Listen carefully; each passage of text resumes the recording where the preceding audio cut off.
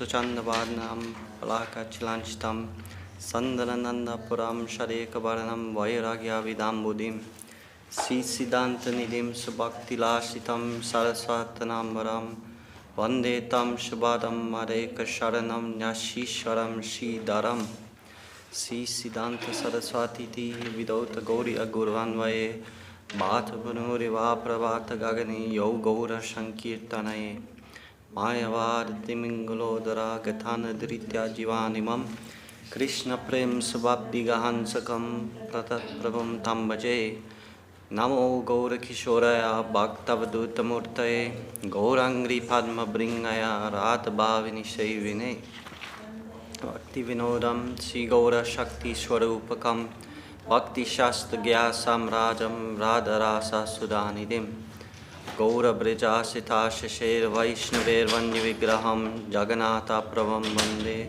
Premabdim Britta Vaishnavam Vancha Kalpatarubhyascha Kripa Sindhubhyevacha Patitanam Pavanivyo Vaishnavebhyo Namo Namaha Panchatatpatmakam Krishnam Bhaktarupa Shwarupakam Bhaktavataram Bhaktakyam Namami Bhakta Shaktikam Namo Mahavadanyaya Krishna Prema Pradayate Krishnaya Krishna Chaitanya Namni Gauratishe Namaha. Then it's Jayatam Srathur Pangur Mamar Manda Matekati Matsarvasa Padambojo Radhamadana Mohano Divya Brindaranya Kalpaturumadha Shimad Ratnagara Singashthanasto Shri Gandharva Sila Govinda Devo Prashtalabi Sevamanoshmarami Siman Rasa Rasarambi Bamsi Batata Shrita Karshan Venu Swaner Gopir Gopinatha Siestuna Brindayai Tulasi Devyai Priyai Kesavasnacha Krishna Bhakti Prata Devi Satyavatai Namo Namaha Athanatva Mantra Gurun Guru Bhagavatarthadan Vyasan Jagat Gurun Natva Tato Jayam Mudirayet Jais Parikara Sisi Guru Garanga Radha Giridhari Ju Ki Jai. So we'll be reading from guidance number 3 with the chapter Without Lord Krishna, Life is Meaningless. Wow. Today is the holy appearance day of Lord Krishna, and tomorrow is Sri Nandotsav. On this occasion, a festival of glorification of the Lord and chanting of the Lord's holy names is being held on the order of the Mat Acharyya. Great teachers tell us, if Lord Sri Krishna had not appeared, the life of the Jiva souls would be useless. But the meaning of these words does not enter our ears. We futilely enjoy many petty senses, and the distress it causes makes us so thirsty that we create a petty, phony version of Sri Krishna. Because of our false identification, we are fed the idea that instead of the Supreme Lord Krishna, a demon killer Krishna is born on this day. Being engrossed by enjoyment, does any one of us ever think what is the necessity of worshipping Krishna? We accept an exclusive designation of an enjoyer of this world, and from Lord Brahma down to the lowest life form, everyone roams on all planes of life from hell to heaven.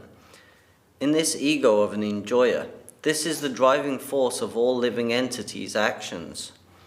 Some become worms in stool and explore their world of enjoyment.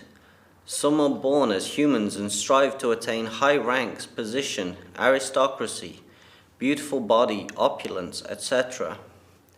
Sometimes we are born as German Kaiser, sometimes as Chancellor Hitler, sometimes as a state leader, sometimes as a hero of a national movement, sometimes as a social reformer, sometimes as benefactor of the distressed, philanthropists, poets, writers, historians, archaeologists, capitalists, socialists, economists, politicians, journalists, sometimes singers, sometimes actors, sometimes musicians, speakers, beggars for food. Sometimes we are stricken by famine, sometimes by earthquake, Sometimes we stay without house after a flood.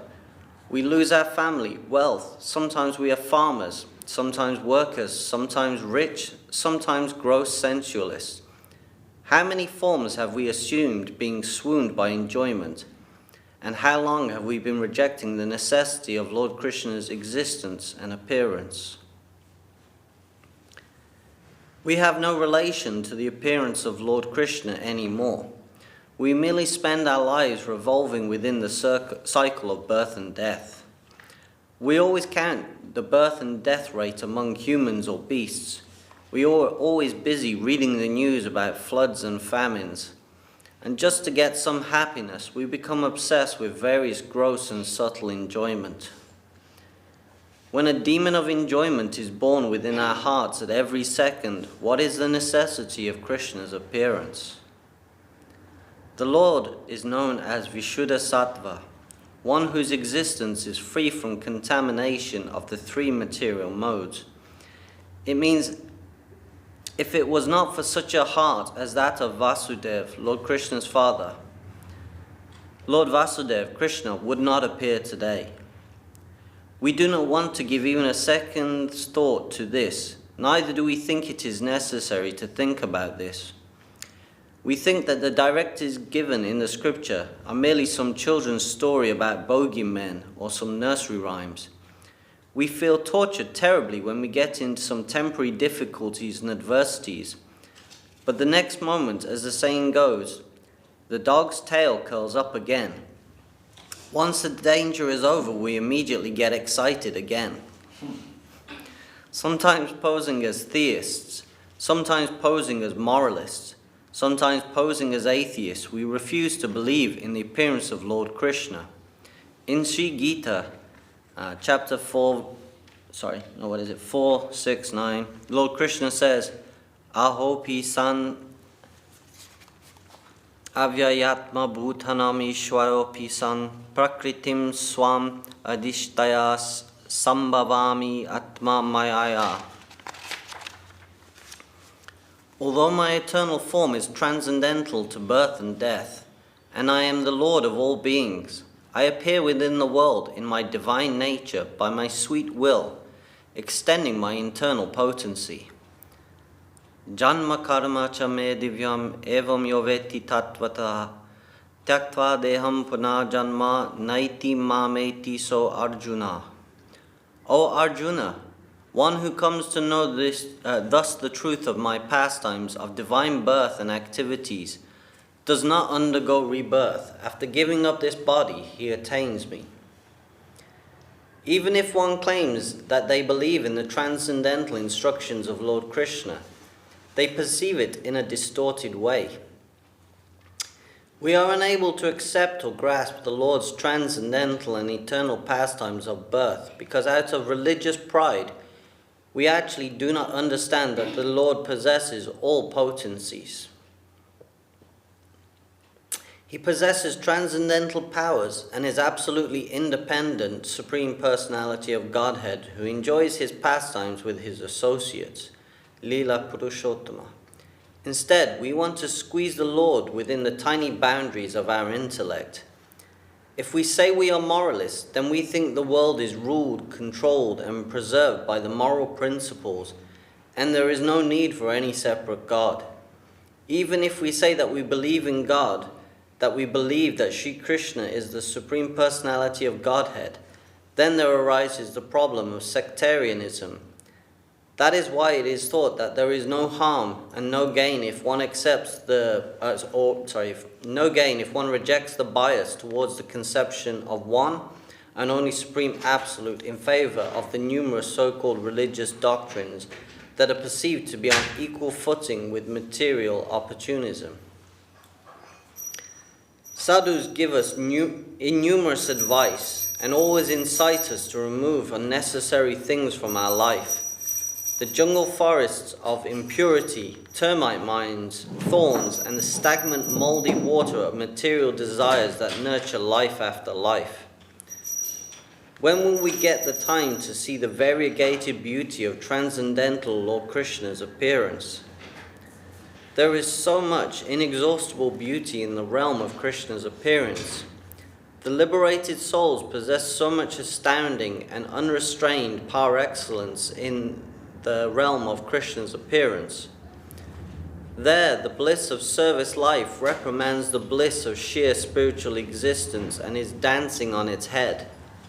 When will we get the chance to see it? We either lose ourselves in the enjoyment in the lower base species of beasts and birds, or we consider that the purpose of human birth is realized when we gain petty release from animal life, and that is what we call being a sadhu or religious. It is extremely rare to come across people who would be worth teaching that the supreme goal of human life is the abode of Lord Krishna's appearance, as much so as the mount of our aversion is also insurmountable.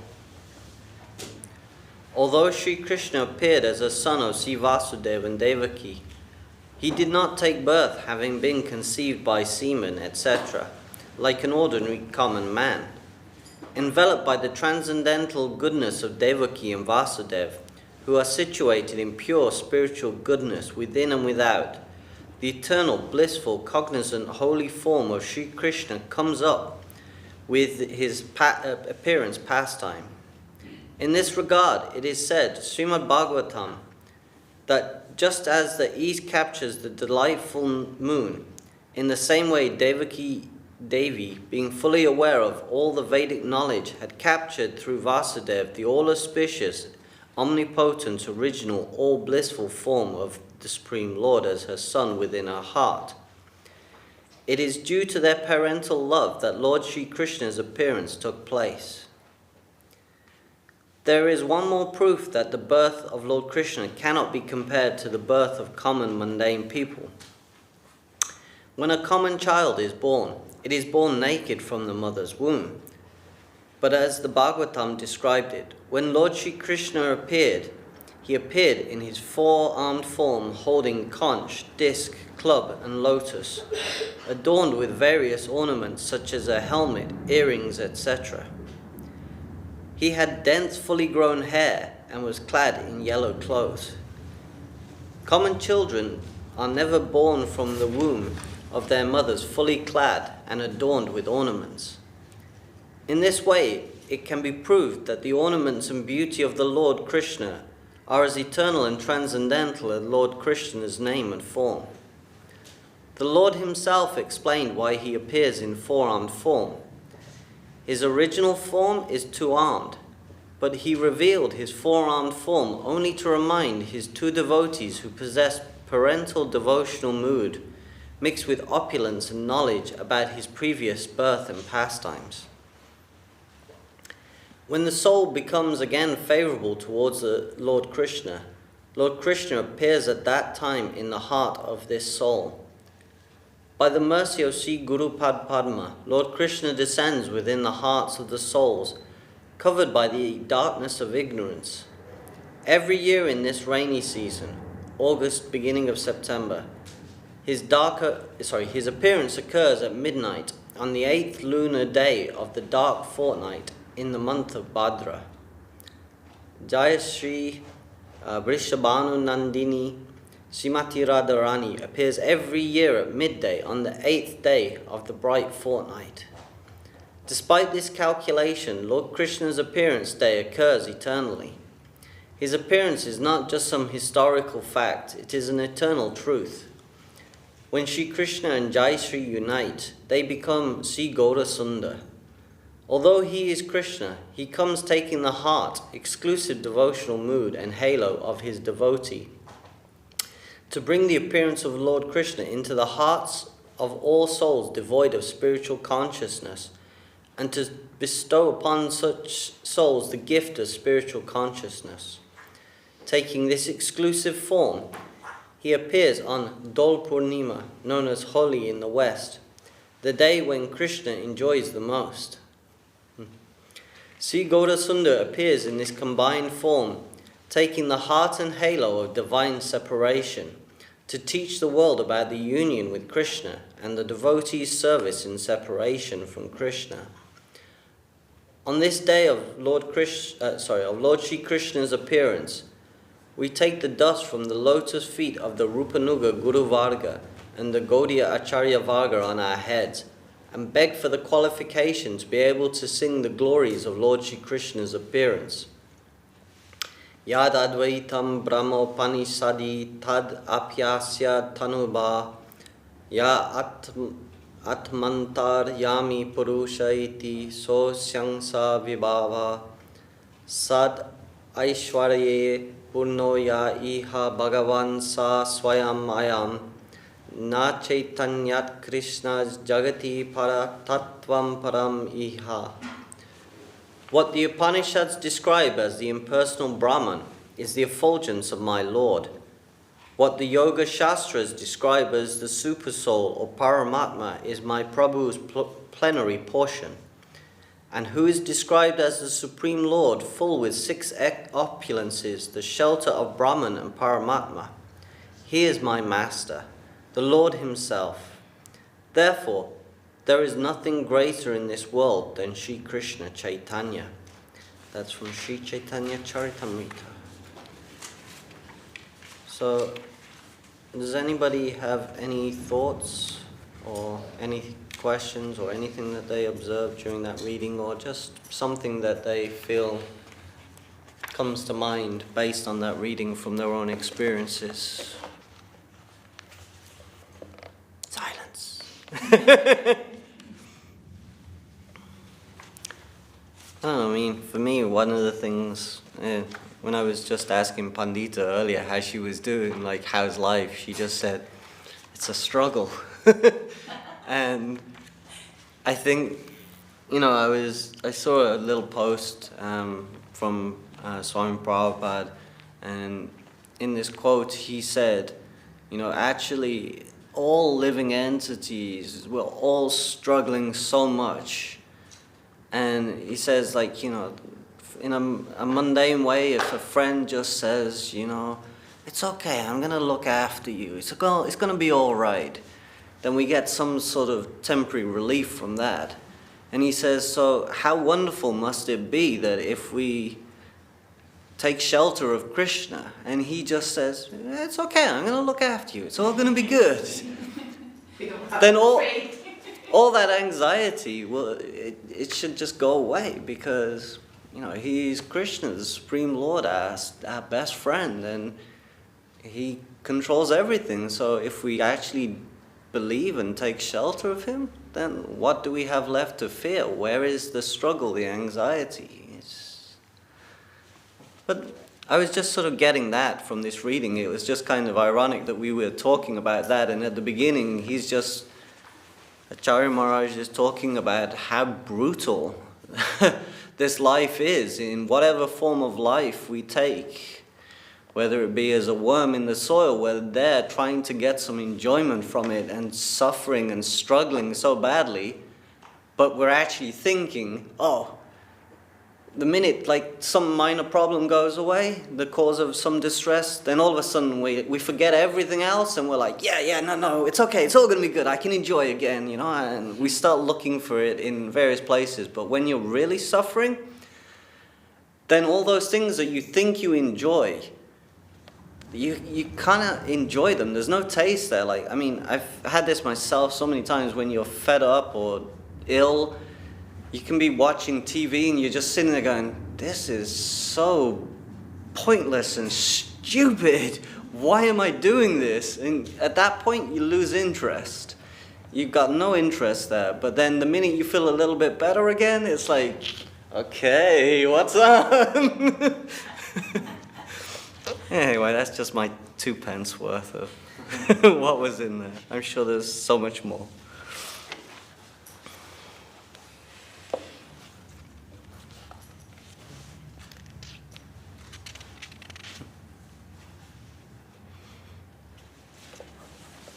I found this line quite beautiful.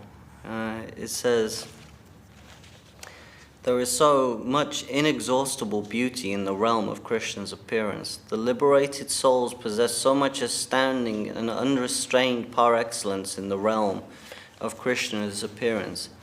There, the bliss of service life reprimands the bliss of sheer spiritual existence and is dancing on its head. When will we get the chance to see it? So there,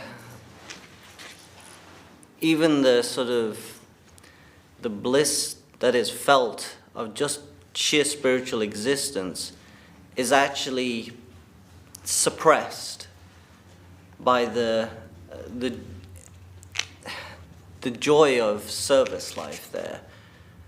I cannot remember who, but I remember hearing some story where one devotee is chastising himself for feeling some joy in his heart because it's disturbing him from his service, you know? How amazing that must be. Shall we carry on reading the next chapter? Unless anyone wants to say something.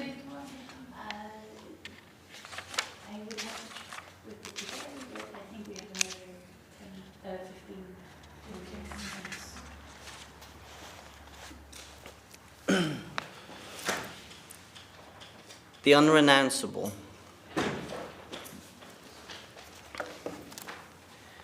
Even if you renounce everything, there is still something that cannot be renounced. That is either paramartha, greatest wealth, spiritual asset, or parama anartha, greatest evil, unwanted elements.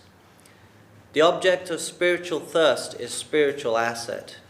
You give up everything to attain service to Krishna, and what you give up does not include spiritual matters and service to Krishna. In other words, you cannot give up him for whom you give up everything. If you give up everything, give up service to the Lord or spiritual assets, then they are called mayavadi, shunyavadi, etc. The things that are not to be given up when you give up everything in the true sense of the word spiritual asset, paramartha. Anartha, unwanted elements, evils, are to be renounced. The meaning of the word artha is necessity. There are unnecessary things that can be used to keep the body healthy and nourished. But there are such things as food waste, excrements, things that are unnecessary for the bodily upkeep, and they are to be rejected. If one does not give up such things, then their health will go down. It is necessary to see what things are necessary and unnecessary for one's own body, i.e. the transcendental body. In a couple of the darshans of Srila Acharyya recently, I've seen him use this example a couple of times, where he talks about how a child, they want to eat the dirt. They think this is actually like the sweet, he says, and they like eating this dirt. But then the minute you give them a sweet, then they're like, yeah, I don't want that thing anymore. And so I guess with our spiritual life, it has to be like that. We have to try and get a taste of the sweet thing. Because at the moment, we're just all trying to eat the dirt, basically, thinking actually it is sweet. And actually it has no, what is the word I'm looking for? There is no nutritional value to the dirt, right? It gives us no nourishment. In the same way, these things that we are trying to find enjoyment in, they bring us no nourishment. The things that are of paramount necessity for the transcendental body or the well-being of the soul are called spiritual, paramartha. And the things that are not necessary for the transcendental body are called unwanted, valueless, anartha. Such unwanted things are to be rejected, like stool, urine, etc. If one gives up all anarthas and there remains one anartha, it is called parama anartha, or the greatest evil. What is it? The scriptures say, sarvatyage hi pyaheya ya sarvanta bhuvaschate Shrutshu pratishta vishtaya yatnama sparshane varam. This is from Sri Hari Bhakti Vilas. It means that which remains unrenounced when you renounce everything is the cause of all anarthas, and it is called pratishta, name and fame, and it is compared to stool. One must try to steer clear of it. Great souls compare pratishta to pig's stool. Stool is an unnecessary and renounceable matter. Yet even though it is to be rejected, there are souls who hold on to it as necessary and acceptable. There are species like dogs, pigs, etc. that actually take refuge, considering it necessary and essential. Such is the nature of the desire for name and fame. One may give up all anarthas, but the desire for pratishta will still be there. When you advance and try to become religious-minded, you say, Artham anartham bhavaya nityam. And renounce money, you say, Ka tava kanta kaste putra. And give up your wife and sons. You can give up your beloved and all your wealth and become a renounced person. But then you cannot give up the pride that you have become a renunciate. You can see in this world what people do not get out of greed for honor, out of desire for name and fame. What people do not do out of greed for honor, out of desire for name. I think he's saying what they do not do out of greed, they do out of desire for name and fame. If you look at the mentality of everyone, from a young boy to an old man, even of some of the more intelligent animals, then you will see that for the sake of fame, everyone can put their dear and near ones down. You may speak to some child affectionately, you may pet some low species, a dog that ran away from home, etc. But after that, you will use them when you need it. At the same time, when you ill-treat someone, they get so angry that many unthinkable, gruesome things are done by them. University students put their life at stake trying to study. The competition among the worldwide nations causes irreparable loss. Becoming crazed by the desire for fame, people put their heads into the jaws of ferocious animals, mad lions, tigers, etc., without hesitation. Driven for the desire for pratishta, people sacrifice their lives on battlefields. To win public opinion, people venture to fight against the government and become imprisoned. Even at present day and age, terrorism poses a great problem. But even its root cause also lies within that strong drive for name and fame. If people cannot enjoy fame during their life, they want to secure fame after their life. Such is the play of pratishta. This race, driven by the desire for women and wealth, continues eternally for as long as one is alive. But the desire for name and fame stays even after death. That is why moralists say, Kirtir yasya sa jivati. Those who leave a good name behind them live forever. Lured by this proposal, people do not hesitate to give their life, even if they know very well that they cannot attain fame during their lifetime. Obsessed with the desire to enjoy their mind, people stake their death in an attempt to gain fame for future, when they are no more.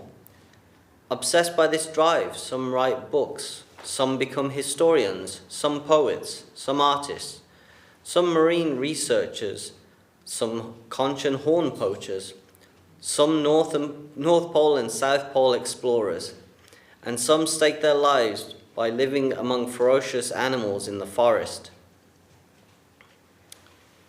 Some may say that all these explorers were driven in their various exploits by the desires to help mankind or altruism, rather than the desire for pratishta, recognition. Today, but for their exploration spirit, Portuguese sailor Vasco da Gama would not have discovered the Cape of Good Hope on his way to Africa. Italian sailor Christopher Columbus would not have discovered America on his way to India.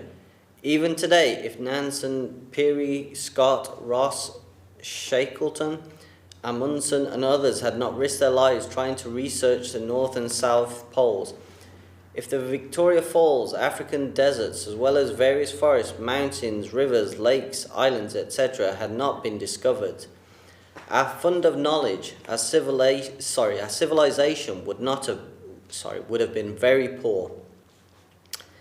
Therefore, we must not say that explorers and researchers are driven in their various endeavors by their desire for fame. The founder of homeopathy, Dr. Samuel Hahnemann, had applied so much poison to his own body to eventually achieve worldwide recognition for helping future mankind. Was he driven only by the desire for pratishtha? When Professor Charles and his assistant Robert launched a hydrogen-filled balloon into the air, they risked their lives, but who could have known that in the future, at the end of the century, there would be invented aeroship and aeroplane? Scientists like martyrs sacrificed their lives in order to invent every single thing for the benefit of the world. How can it be said that their endeavors are driven by the desire for fame? Our brain is filled with thoughts of how to take advantage of the world, so-called opportunism, and there is no space in it for any other, however tiny, higher thought. It is also considered that this great materialist mankind is driven by altruism. But unless their vision is directed exclusively towards the Supreme Lord, then no matter how ostensibly beautiful and exalted their altruism may seem, it is nothing more than just another form of the quest for name and fame in disguise of individual or collective opportunism. People either enjoy honor and fame in a narrow, localized way by applying it to their mundane self only, or they expand it and extend this desire for name and fame from the self to a particular nation or country. This individual desire to enjoy name and fame and the feeling of pride for oneself unites the entire world, while extended selfishness is actually much greater, much more widespread. If there is no pursuit of universal or national altruism, why must people give a particular person monopoly and pay the tax of pratishtha? The question arises is whether this altruism is selfless or not. If you look into altruism and its nature, you can see that it is tinted by the rays of very subtle ego of a great scientist. Therefore, it can be said that if the goal of altruism is to make other souls or a particular nation happy instead of making the Supreme Being happy, then such altruism can never be selfless. As the saying goes, it is like killing a cow to donate shoes. And this is an Indian version of the proverb, the road to hell is paved with good intentions. In India, a rishi invents a medicine made of fat and of a castrated goat. And in Germany, Dr. Hahnemann invents new medicine for the mankind, risking his own life. This is accomplished through the cruelty towards other species, not through altruism towards them. Homeopathic medicine is based on alcohol, cantharis, insects, etc. It cannot be obtained unless some low life form is destroyed in one or another way.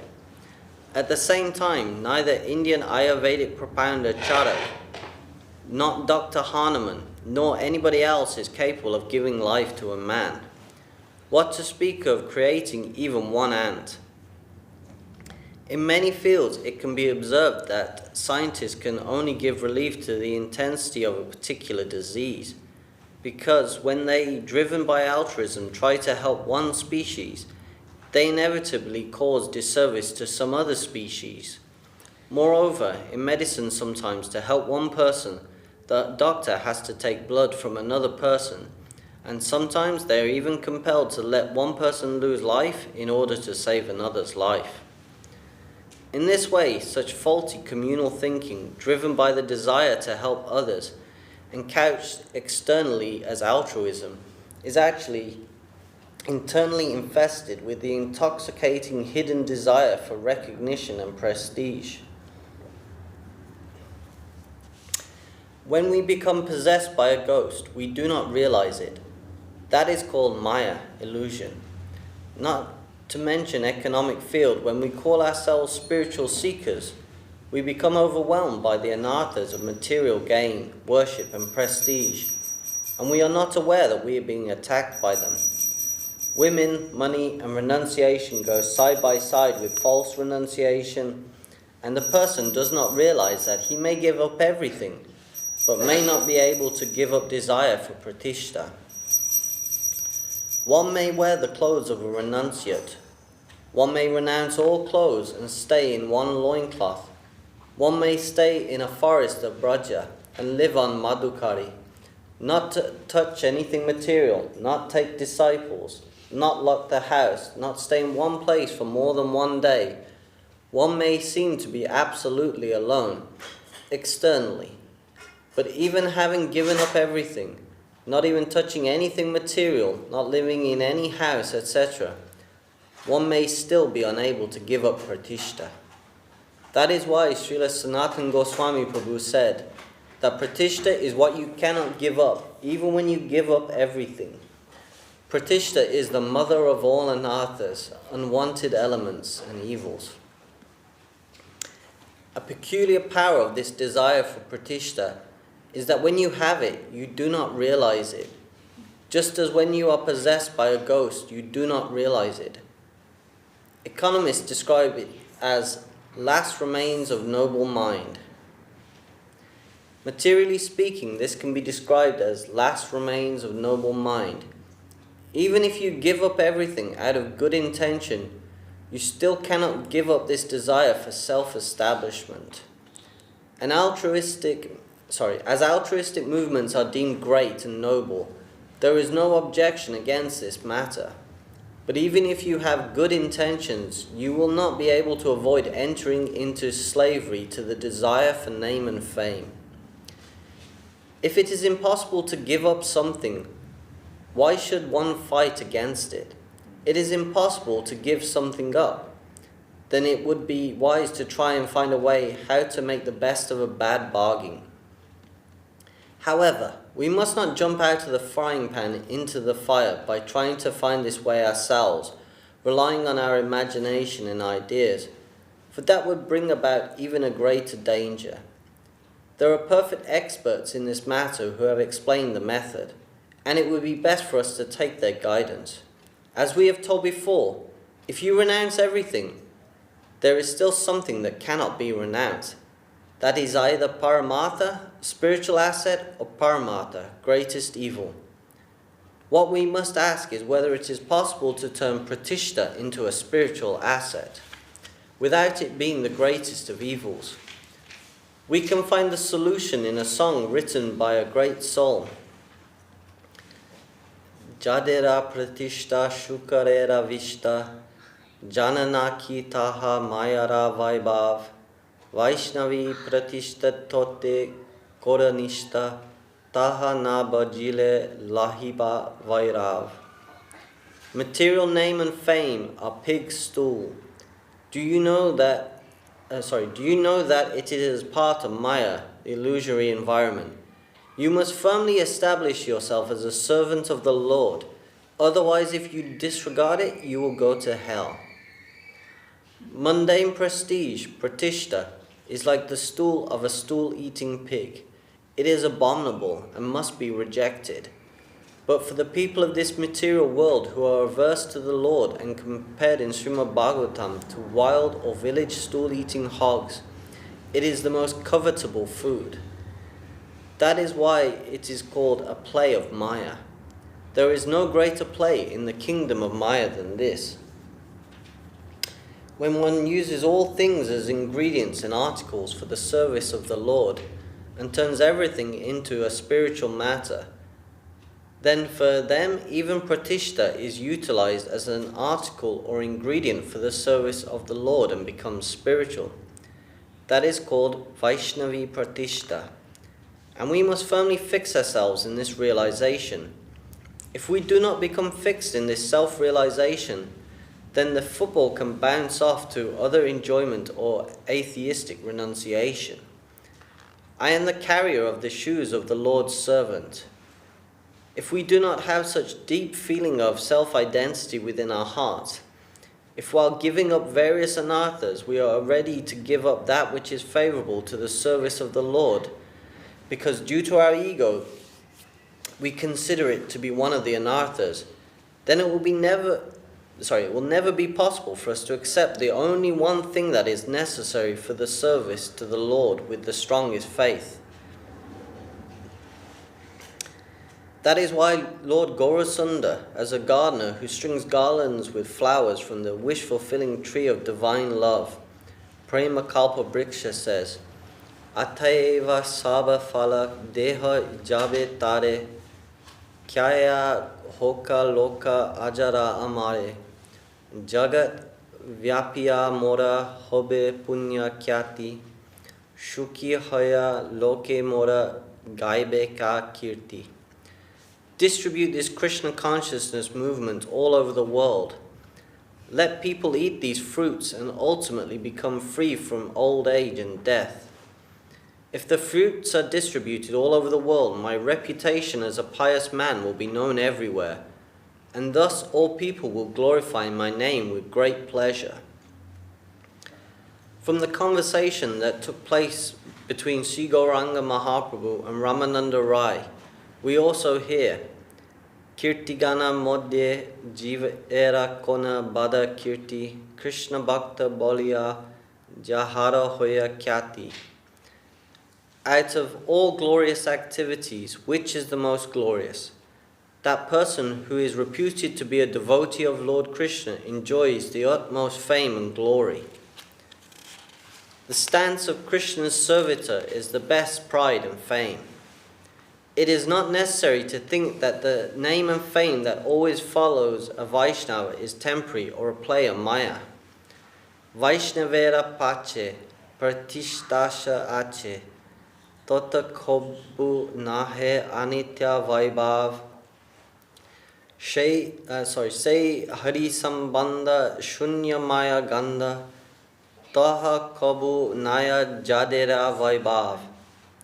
Desire for name and fame follow Vaishnavas, but this is never a temporary effect. This kind of pratishta is related to the Lord and is devoid of any scent of Maya illusion. Therefore, it is never a mundane manifestation. Srila Krishna Das Kaviraj Goswami Prabhu wrote about Srila Madhavendra Puri. Pratishtara swabhava e jagate vidita Yena vanche tara hoya vidata nirmita. Pratishtara baye puri rahe palana Krishna prema pratishta chole shange gadana. Name and fame come of its own accord. One may not wish for it, but it comes as ordained by providence. Madhavendra Puri ran away for the fear of pratishta, but the fame that Krishna Prem brings along follows the devotees everywhere. From Sri Chaitanya Charitamrita.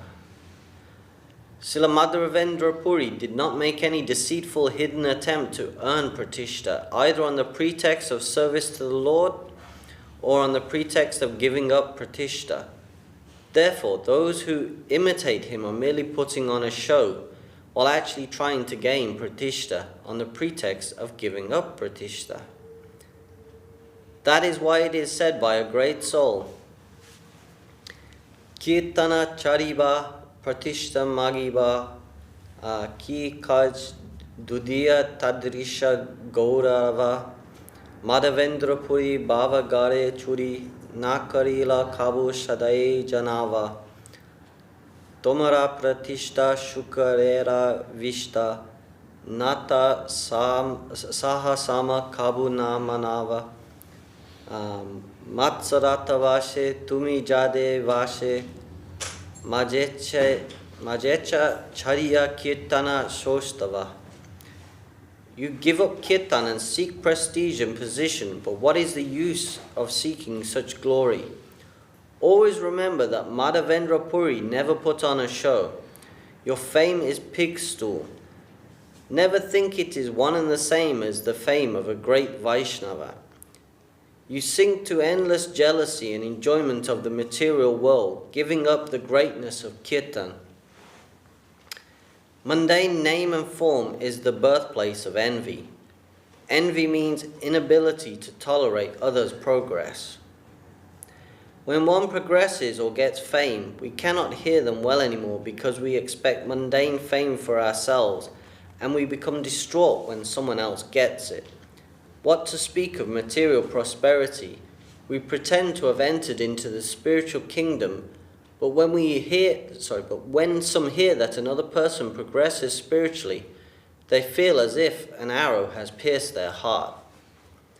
When such mood and feeling comes to someone, then we must know that they have not got even a tiniest trace of Vaishnavi Pratishta, the realization that I am a servant of the Lord's servants.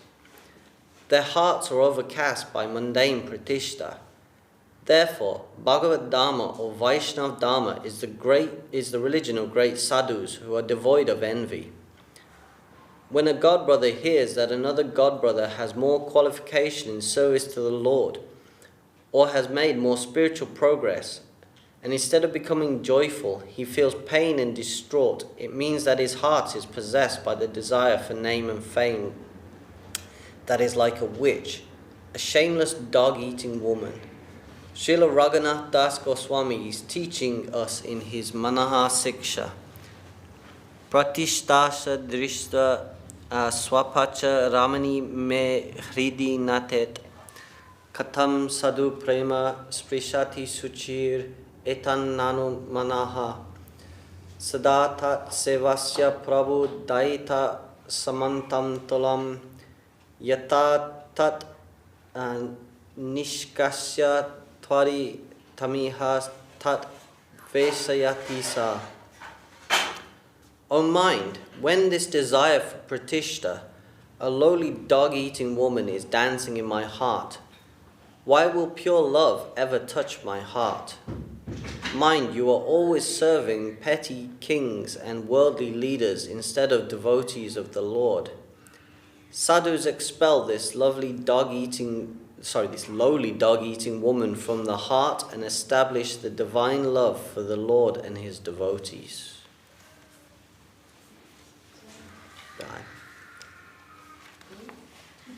Cool.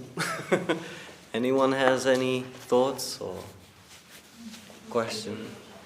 Sorry? It's a beautiful chapter. Yeah. I just some thoughts came to mind, like about Vaishnavi Pratishta and mundane Pratishta, and Srila Acharyya says, he quotes, how can we turn one into the other, right? Mm. And then he quotes one shloka saying, by really making everything an offering unto your Gurudev, turning your whole entire life, giving everything for service. Mm. But that's like also, can you like qualify that, like what that means, turning. What's the sloka you were? Which page? Is it we find the solution in a song written by the great soul? No.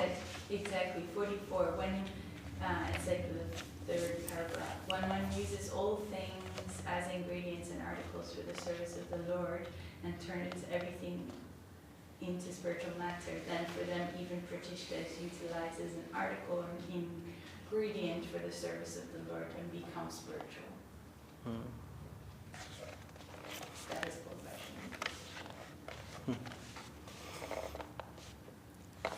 Vaishnava. I have my thoughts. I don't know if it fully covers what is being said here, and in honesty, it probably doesn't. But the way I was kind of perceiving this was what is pratishta? What is this desire for name and fame? It is based on a false identification of who we are. So if we can have some sort of correct identification of who we are, and as a servant of the Lord, and we kind of solidify that in our hearts, then what will we actually want? Anything that comes our way, we will want to give for the service of our Guru and the Vaishnavas. We will not want fame for ourselves, but for them. Like we always hear how Srila Gurudev, he put so much time and effort for the glorification of Srila Guru Maharaj. And Srila Acharyya Maharaj is saying the same thing, Everything I am doing for the glorification of my Gurudev. That is the only concern he has, He took this position of Acharya because Srila Gurudev asked him to look after his temples. And sometimes he has been questioned as why he is opening up more temples when there is other matters going on. And he will say, for the glorification of my Gurudev. Basically, I have this opportunity to spread the glories of my Gurudev.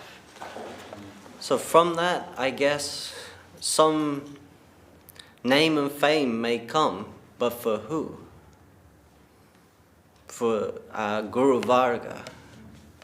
I mean, like I said, I cannot fully explain what he is saying there, and maybe some of you have better understanding and can offer some insights based on your reading, but I saw something like that.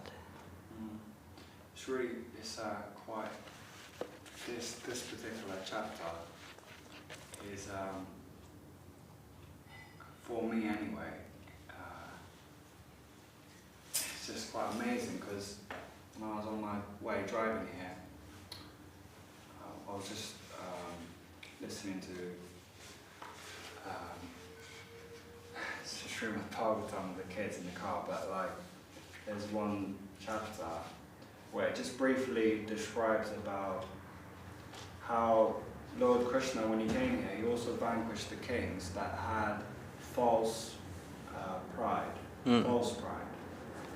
So, what is real pride? There's false pride, there must be real pride. Right? Yeah, there has to be something. If there's illusion, and there must be truth. So there's always the other side of the coin, right?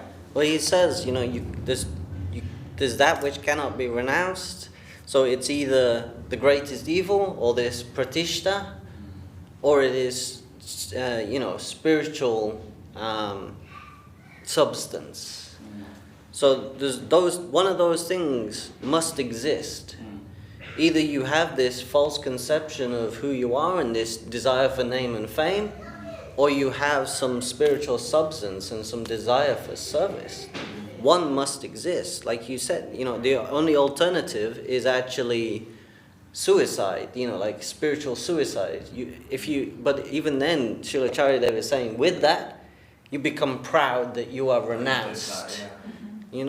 So it's interesting what you say about this identification, because we're constantly being reminded, don't identify, you're not this, not that, and not a Sudra, these things. But actually the flip side, again, the other side of the coin, what is are you? strong identification as a servant of Krishna and the Vaishnavas. But all these things, they're existing.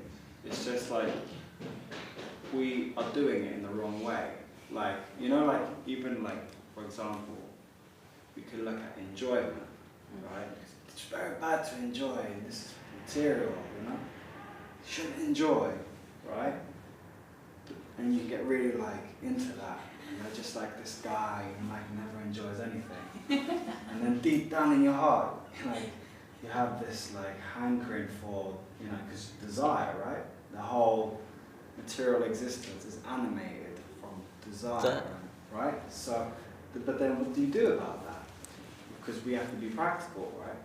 We have to act because we're souls. So then, you know, yeah, what to do? So then, we have to do it in the right way. Okay, I'm stuck here. I'd like to enjoy it, but surely there must be a way that I can do something about this situation. So, okay, prasadam, maybe, you know, by the mercy of the Lord, prasadam is there. So, my point is,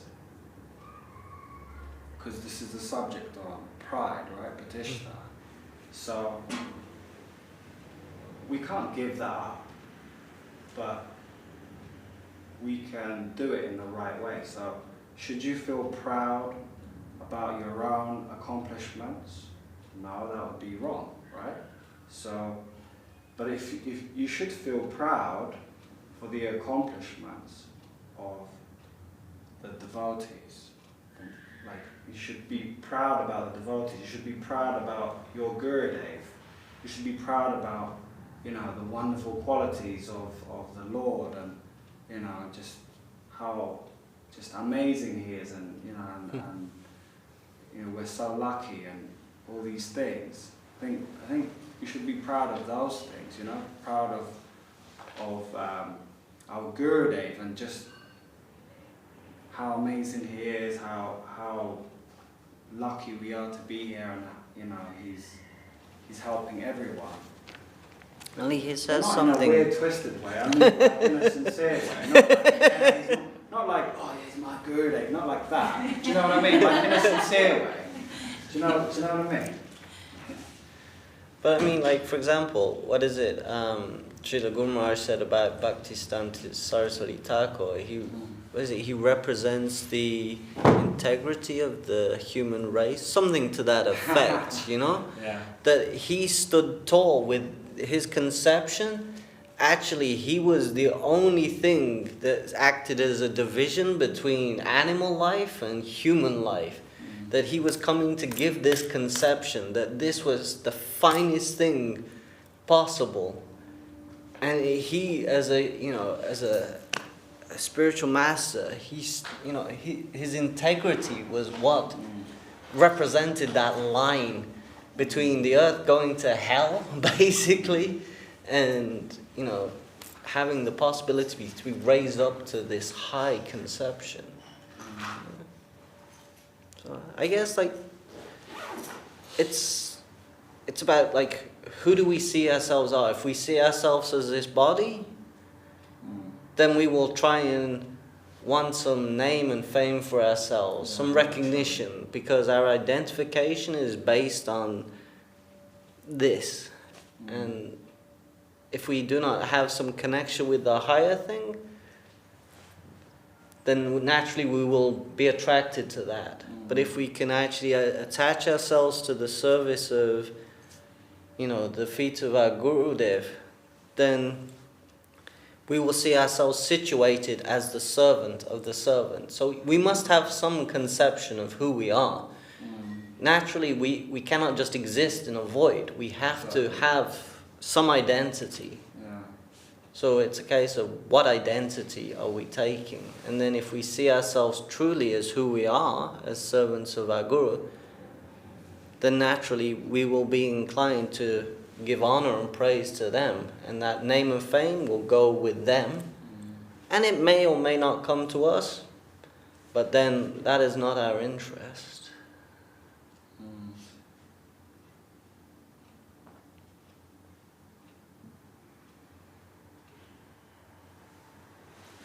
Saraswati, you must have something to say. You're saying that name and fame will come to us then?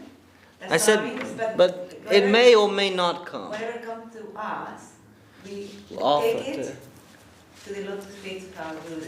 In this chapter, Anything. No, anything. We're talking here about credits. Yeah. Credits, right? Credit cards. Yeah, also.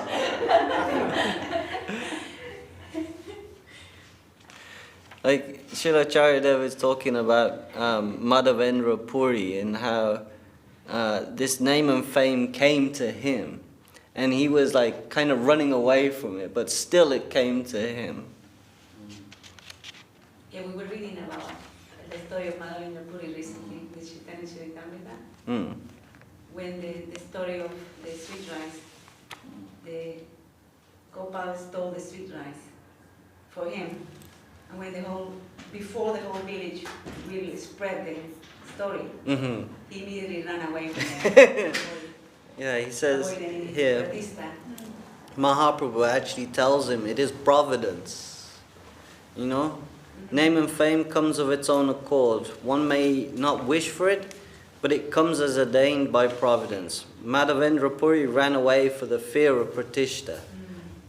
But the fame that Krishna Prema brings along followers, the devotees everywhere.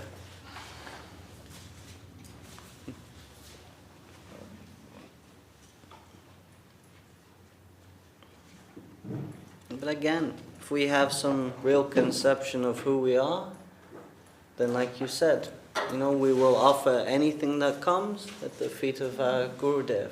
Like, we are just instruments, so yeah. it's just not for our own enjoyment.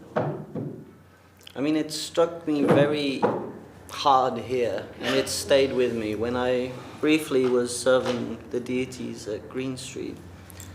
You know, I'm someone who gets anxious quite easily, and this sort of responsibility and everything, and sort of people being a sort of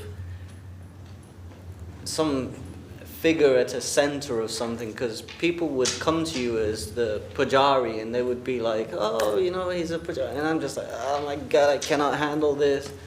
And Srila Charidev, when he told me that I would go and do this service, he said, I asked him a question like, oh, what if I cannot do this? And he said, you are doing nothing. It is, you know, Gurudev who is doing everything. And so that, like, you know, it hit like an arrow. And I'm always thinking like this. Not that I think like that, but I'm thinking about that. Trying to digest that and make that part of my consciousness. That we think we're doing so much, this, that, the other. You know, and then when we do something and it turns out well, we try to take the claim for it, you know. We get a little puffed up and we think, I did well. But did we do anything? Who is actually the one who that credit should go to? Like, in reality, where would any of us be without, you know, the Vaishnavas, Srila, Swami Maharaj, Guru Maharaj, Gurudev? I'd have probably blown my brains out, I'm not gonna lie. Like, I had nothing, no happiness in life. I could not even begin to contemplate the world and the point of it. It just got to a point where it was literally, it was like, this is just garbage, you know? And you begin to see the world and people around you and you're just like, is this it? Is this really all that there is, you know? So then, like, we had nothing without them, so we cannot take any claim for that. It came to us by mercy alone. I mean, it used to drive me nuts when I was younger, and I would hear people talking about karmis. You know, when I first joined, you know, it was kind of like a nice feeling to feel like you're better than people, but then as it settled, it was like, what do you mean karmis? I'm still a karmi, you know. I'm no better than them. It's just that somehow by some mercy of the Vaishnavas, I saw something a little better, and I'm trying to aspire to that. But, you know, I was no different. I'm no different still. So, again, all that has to go to the Vaishnavas. Like, I cannot take any claim for what I have done. But it didn't come by any achievement I have done. It just came by mercy alone. Anyway.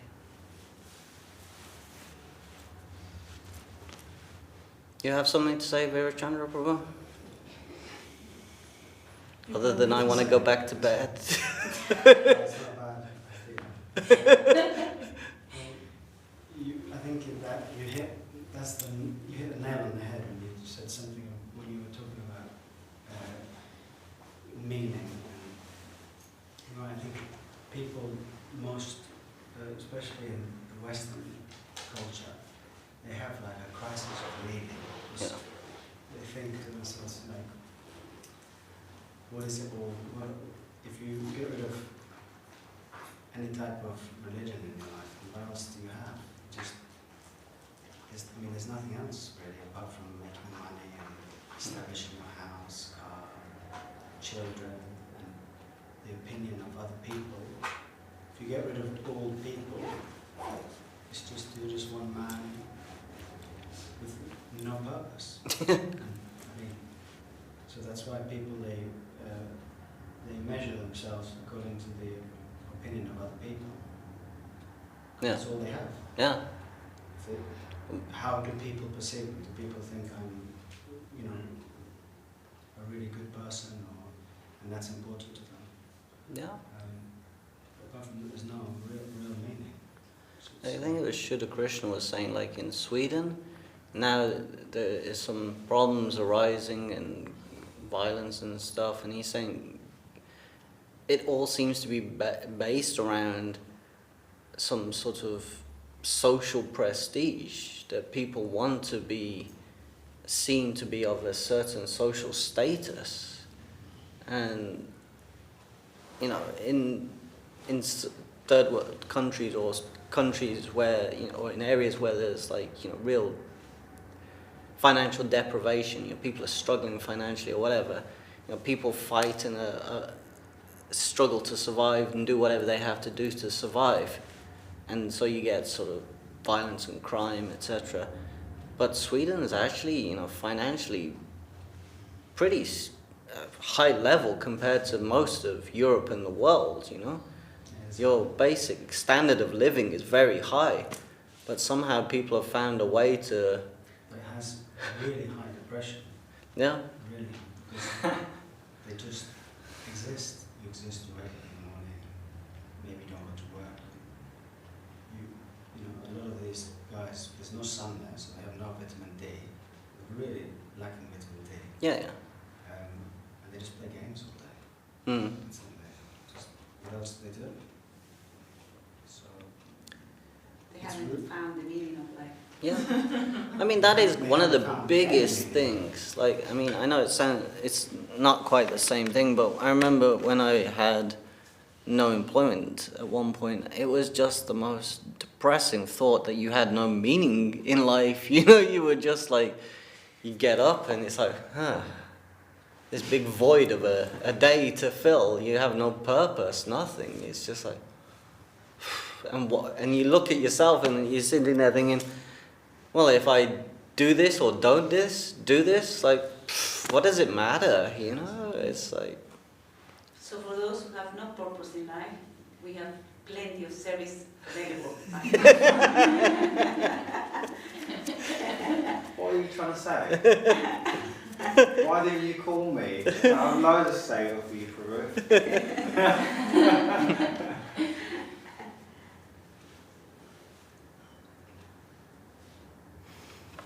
he was... What is it he says in here?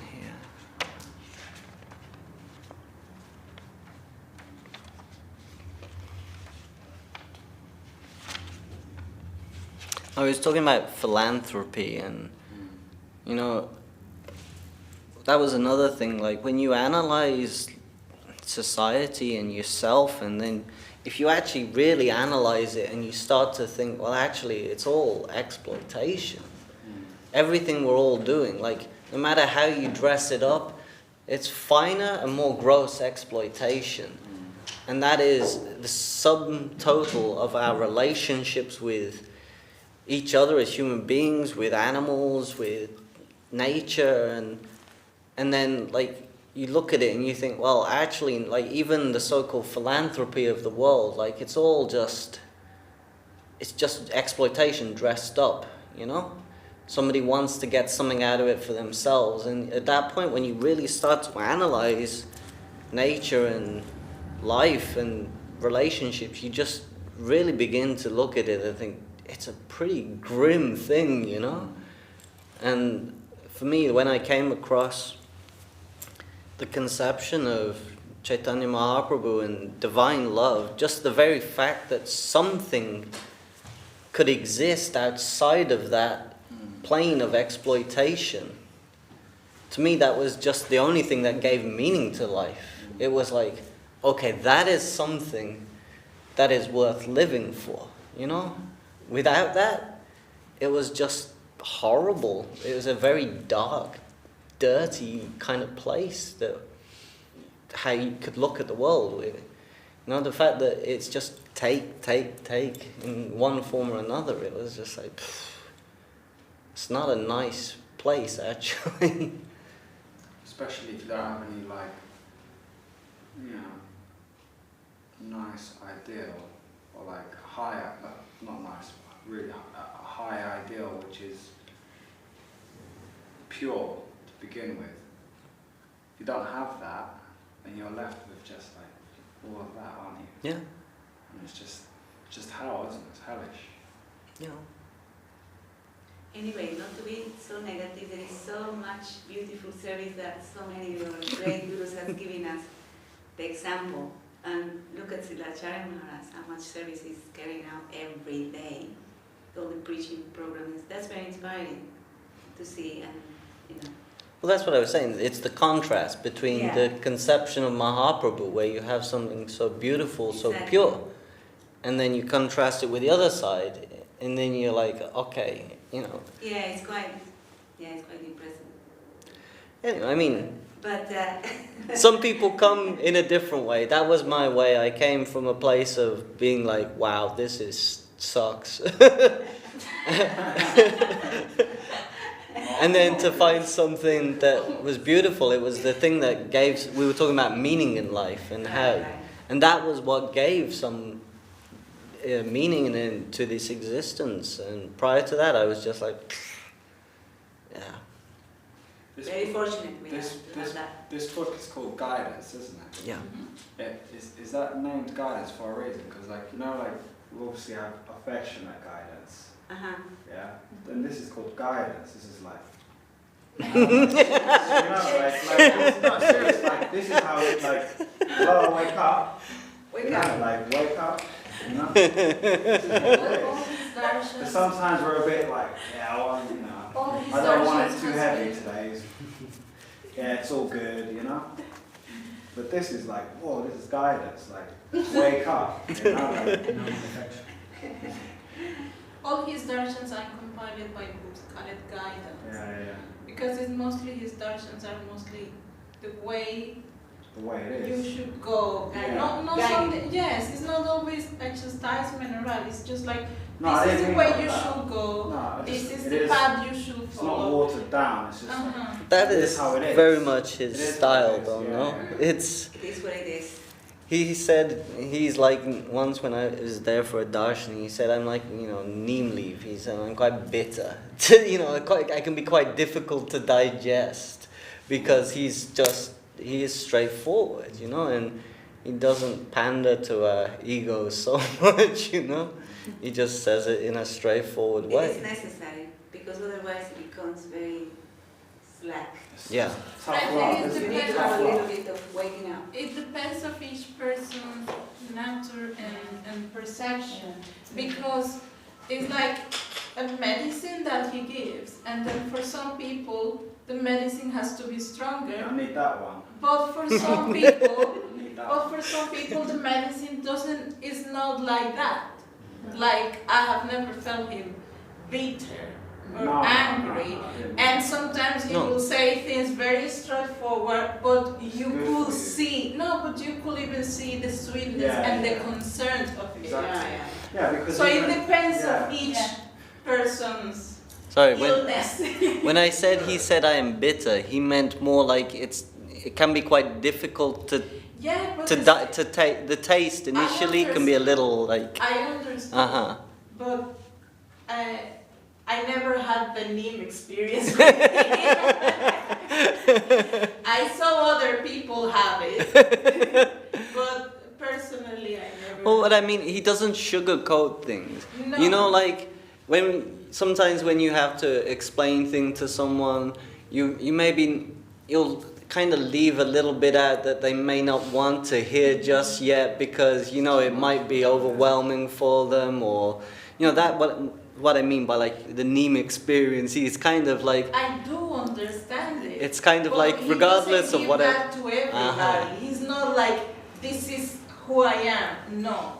It depends of each situation, depends of what type of preaching. Yes, in circumstances. What kind of character? What kind of character someone has. That's what I mean. What kind of medicine that person needs. Yeah. Tailor-made. Tailor-made. It's Well, actually very. I was just saying those were his words of what he said, Yeah. At the end of the day, Krishna himself came here and not everyone saw him for who he really was. The Lord himself, what to do? It depends on our perception. So like Guru is giving us medicine, and for some it's medicine and for some it's just poison. But what to do? It's not his fault. He's just giving out the medicine for what we need. Even with Gurudev, many people saw the sweet side, but some Yeah. other people receive heavy chastisement that way. But like, And we know that Sorry. that type of chastisement is often more merciful because Yeah. actually he's like Molding working you. stronger. Working well, I was with gonna say the devotees of Mahaprabhu, they are actually getting upset when he is not chastising them. They want to be chastised because then they feel they are more dear to him, that he is That able to story be is that way. So beautiful in Chaitanya Charitamrita about like Advaita Advaita Acharya, yes. glorifying him and me and chastising What's him. the Chaitanya Bhagavata? It may be there also, it's there also, the story of We Advaita read that Acharya, lesson yes. too. Anyway, the Lord wants to be worshipped. Jai. Srila Bhakti Nirmal Acharyya Maharaj ki jai. Srila Bhakti Sundar Govinda Dev Goswami Maharaj ki jai. Srila Bhakti Rakha Kshira Dev Goswami Maharaj ki jai. Gaur Premanande. Krishna Kishore Prabhu ki Why?